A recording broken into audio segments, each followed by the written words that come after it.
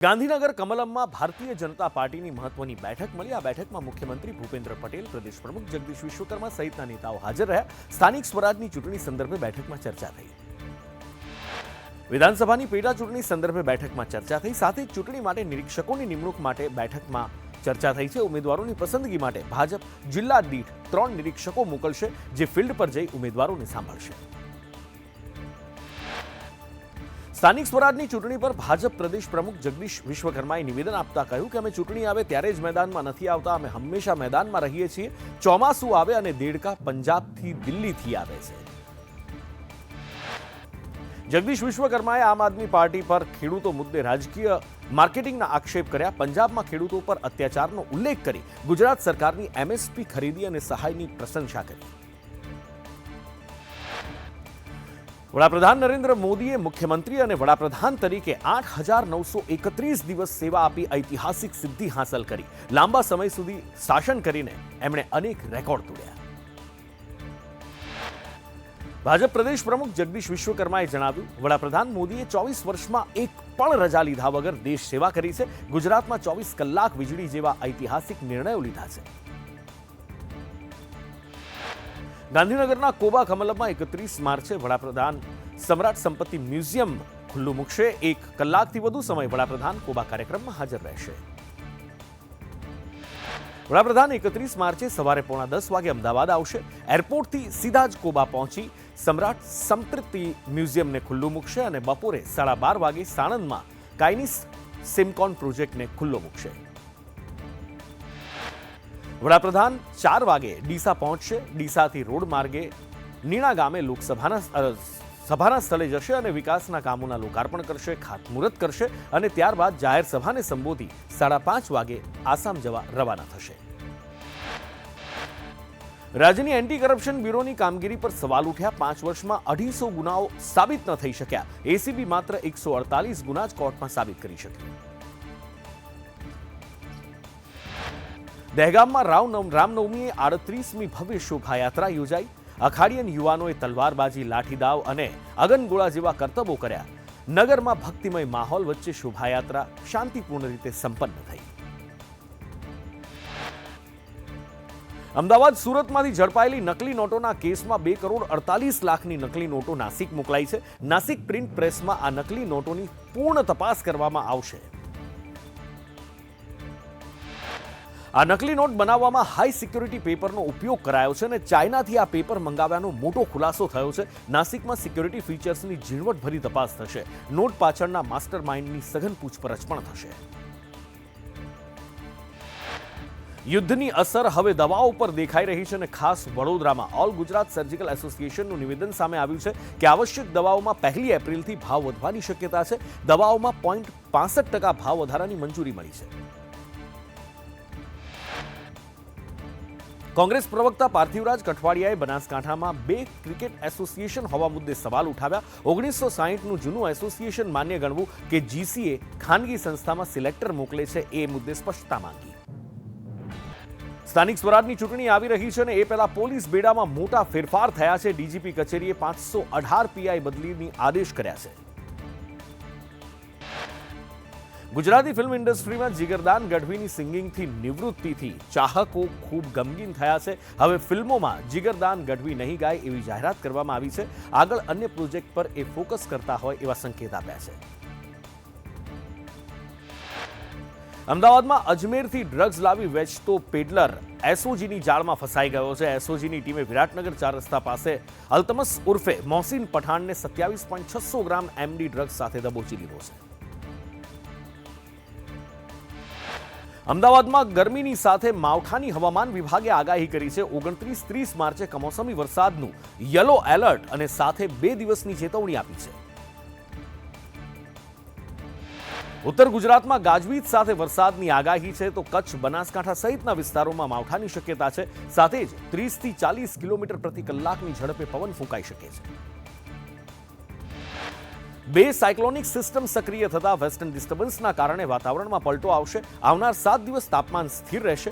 માછીમારોને 28 અને 29 માર્ચે દરિયો ન ખેડવા સૂચના આપવામાં આવી છે।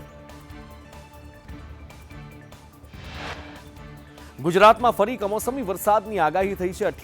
28 માર્ચથી એપ્રિલની શરૂઆતમાં માવઠાની અંબાલાલ પટેલે આગાહી કરી છે. 12 એપ્રિલ સુધી પ્રી મોન્સૂન એક્ટિવિટી રહેવાનું પણ એમણે કહ્યું છે. અંબાલાલનું કહેવું છે કે બંગાળની ખાડીમાં ચક્રવાતની શક્યતાના કારણે 11 થી 20 મે સુધી વંટોળ અને વરસાદની શક્યતા છે. 24 મેથી 4 જૂન વચ્ચે ઉત્તર અને મધ્ય ગુજરાતમાં વરસાદની શરૂઆત થશે. મે અને જૂનના પ્રથમ સપ્તાહમાં પંચમહાલ અને સૌરાષ્ટ્રમાં વરસાદની આગાહી છે. રાજકોટ, મોરબી, સુરેન્દ્રનગર, પાટડી અને દસાડામાં પણ વરસાદ વરસી શકે છે. સુરતની નવી સિવિલ હોસ્પિટલમાં પીવાના પાણી માટે લોકોને વલખા મારવા પડી રહ્યા છે. પાણીના કુલર પર વંદા અને શોર્ટ સર્કિટનો ભય છે. દર્દીઓ અને ડોક્ટરો બહારથી પાણી મંગાવવા મજબૂર બન્યા છે. સુરતના મોરા ભાગળમાં ખાનગી બસ અને કાર વચ્ચે અકસ્માત થયો. કારમાં સવાર બધાનો બચાવ થયો.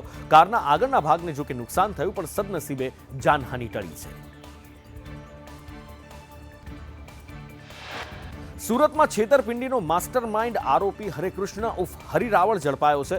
વેપારીઓ પાસેથી 4,80,00,000ની છેતરપિંડી કરી હતી. માલ મળી ગયા બાદ નંબર બંધ કરી અને છેતરપિંડી આચરતો હતો.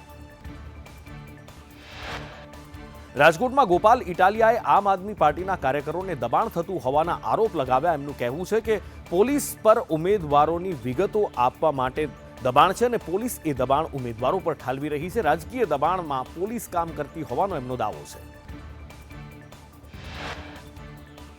ભાજપની કેજરીવાલ પરની રહેમાન ડકેતવાળી ટિપ્પણી પર પણ ગોપાલ ઇટાલિયાએ પ્રતિક્રિયા આપી અને કહ્યું કે જેવા સંસ્કાર, એવો ઉછેર અને એવી જ ભાષા માંડ માંડ સત્તા મળી છે. પ્રજાના કામ કરો, જનતાની અપેક્ષાઓ પૂરી નહીં કરો તો જનતા જવાબ આપશે. ધોરાજીમાં રામનવમીએ કોમી એકતાના દર્શન થયા. ભવ્ય શોભાયાત્રા નીકળી અને આ દરમિયાન મુસ્લિમ સમાજ દ્વારા ફૂલહારથી સૌનું સ્વાગત કરાયું.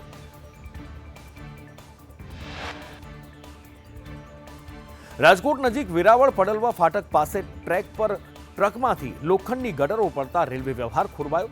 રાજકોટ અને રીબડા સ્ટેશને ટ્રેનો રોકી દેવામાં આવી. ક્રેન દ્વારા આ ગટર હટાવવામાં આવ્યા અને પછી રેલ વ્યવહાર પુનઃ પ્રસ્થાપિત કરાયો. મોરબી મહાનગરપાલિકાની પ્રથમ ચૂંટણીને લઈને રાજકીય ગરમાવો જોવા મળી રહ્યો છે. કોંગ્રેસ શહેર પ્રમુખ સહિત 12 દિગ્ગજ ઉમેદવારોની પ્રથમ યાદી જાહેર કરી ભાજપને પડકાર ફેંકવામાં આવ્યો છે. ચૂંટણીમાં ત્રિપાંખીઓ જંગ ખેલાવાના એંધાણ છે. ઉનાના નવા બંદર ગામે કાંઠે લાંગરેલી બોટમાં અચાનક આગ ભભૂકી ઉઠી. ફાયર બ્રિગેડને જાણ કરાઈ અને ફાયર બ્રિગેડે આગ પર કાબુ મેળવ્યો. જો કે આગ લાગવાનું કારણ હજી પણ અકબંધ છે. નાયરા એનર્જીના પેટ્રોલ પંપ પર આજથી ઈંધણના ભાવમાં ધરખમ વધારો કરાયો છે. નાયરા પેટ્રોલ પંપ પર પેટ્રોલના ભાવમાં પ્રતિ લીટર 5 રૂપિયા અને ડીઝલના ભાવમાં પ્રતિ લીટર 3 રૂપિયાનો વધારો ઝીંકાયો. જૂનાગઢના માંગરોળમાંથી 2 પિકઅપ વાનમાંથી અનાજનો જથ્થો મળ્યો છે. સરકારી અનાજ હોવાની પ્રબળ શંકા છે. 8,790 કિલો અનાજ પકડાયું છે. માંગરોળ પોલીસે તપાસ તેજ કરી છે.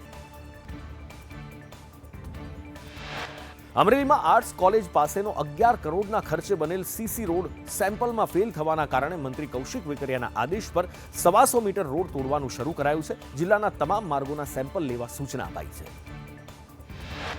કમિશનર હસમુખ પ્રજાપતિની ઉપસ્થિતિમાં પોરબંદર મહાનગરપાલિકાનું 995 કરોડનું વિકાસલક્ષી બજેટ રજૂ કરાયું. આ બજેટમાં આગામી સમય માટેનું વિઝન પણ રજૂ કરાયું.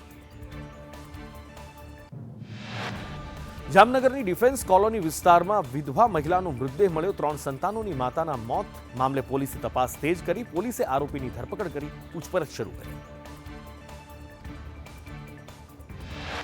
અરવલ્લીમાં આંતરરાજ્ય લૂંટ ગેંગનો પર્દાફાશ થયો છે. 2 મહિના જૂની લૂંટનો ભેદ ઉકેલાયો છે. પોલીસે 2,90,000નો મુદ્દામાલ કબજે કર્યો છે અને ગેંગના અન્ય 5 આરોપીઓની શોધખોળ તેજ કરી છે.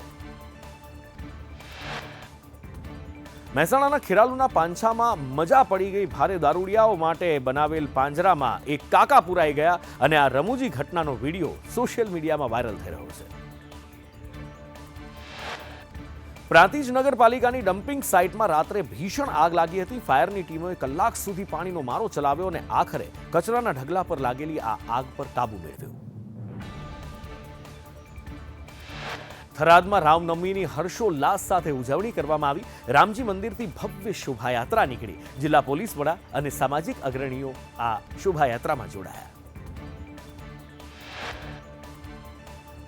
ખેડાના બલુલ ગામના મૃત ખેડૂતના નામે બોગસ પાવર ઓફ એટર્ની બનાવી કરોડોની જમીન હડપવાનું કૌભાંડ સામે આવ્યું છે. 3 લોકો સામે ફરિયાદ નોંધાઈ છે. ફરિયાદના 17 દિવસ બાદ પણ આરોપીઓ ખુલ્લેઆમ ફરતા હોવાથી ભીનું સંકેલાયાના આક્ષેપ લાગી રહ્યા છે.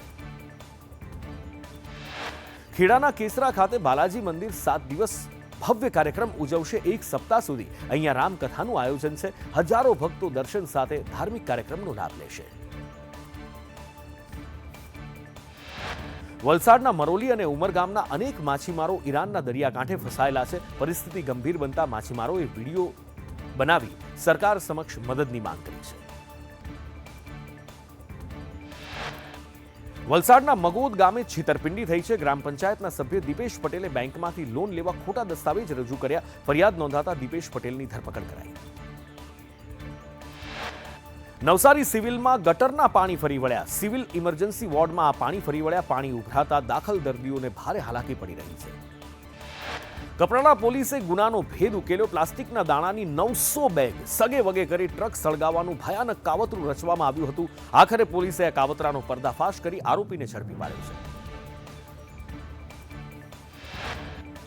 પેટ્રોલિયમ અને કુદરતી ગેસ મંત્રાલયે પેટ્રોલ ડીઝલ ખૂટી જવાની ચાલી રહેલી વાતને અફવા ગણાવી છે. મંત્રાલયે સ્પષ્ટ કહ્યું છે કે દેશમાં પેટ્રોલિયમ અને એલપીજીની સપ્લાય સંપૂર્ણ સુરક્ષિત છે અને નિયંત્રણમાં છે.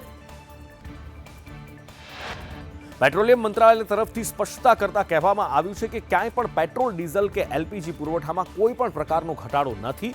લોકોને અફવાઓથી દૂર રહેવા અને ખોટી માહિતી કોઈ ફેલાવે તો ધ્યાન દોરવા માટે કહેવામાં આવ્યું છે.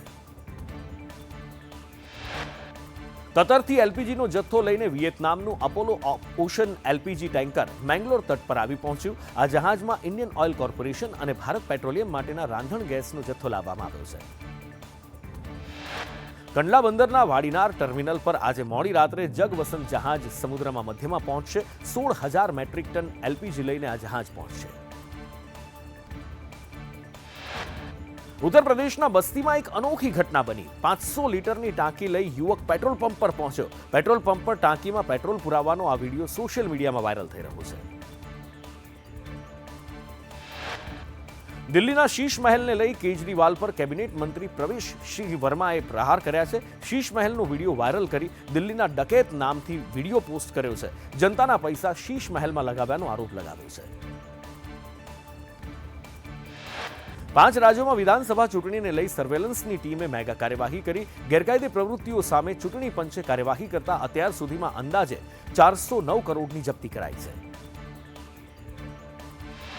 સર્વેલન્સ ટીમે 17 કરોડ 44 લાખ અને 17 કરોડ 86 લાખનો દારૂ જપ્ત કર્યો છે. 167 કરોડના નાર્કોટિક્સ, 23 કરોડનું સોના ચાંદી અને 163 કરોડની મફત વસ્તુઓ કે ભેટ જપ્ત કરી છે. આંધ્રપ્રદેશના માર્કાપુરમમાં ખાનગી બસ અને ડમ્પર વચ્ચે અકસ્માત બાદ બસ ભડભડ સળગી ઉઠી. દુર્ભાગ્યવશ બસમાં બેઠેલા 14 લોકો જીવતા સળગી ગયા. ઉત્તર ભારતના અનેક રાજ્યોમાં હિમાલયની ગોદમાં વસેલા આ રાજ્યોમાં હિમવર્ષા થઈ રહી છે. પૂર્વ સિક્કિમમાં ભારે હિમવર્ષાથી પહાડો ઉપર બરફની સફેદ ચાદર છવાઈ ગઈ. રસ્તાઓ પર બરફના થર જામ્યા. જમ્મુ કાશ્મીરના ભદરવામાં હિમવર્ષા થઈ છે. પહાડો ઉપર સફેદીનું સામ્રાજ્ય છવાઈ ગયું છે અને કાશ્મીરના પહાડો બરફિસ્તાન બની ગયા છે.